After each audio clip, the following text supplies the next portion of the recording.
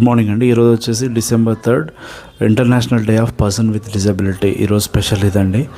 So ఇది వచ్చేసి అన్ని ఆటిజం సెంటర్లో లేదంటే డిజబిలిటీ సెంటర్స్లో కూడా ఇది సెలబ్రేట్ చేసుకుంటారు. కాకపోతే దీని గురించి చిన్న వీడియో ఎందుకు చేస్తున్నాను అంటే ఇప్పుడు ఇవాళ రేపు ఏంటంటే డిజబిలిటీ ఉన్న క్యాండిడేట్స్ని ఎవరు కూడా యాక్సెప్ట్ సరిగా చేయట్లేదు.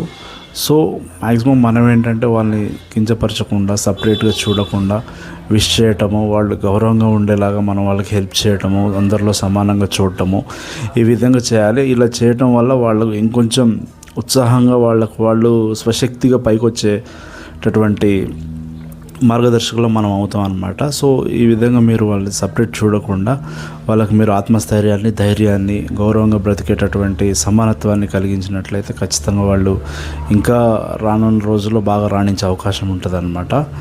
So thanks for watching. Please to subscribe.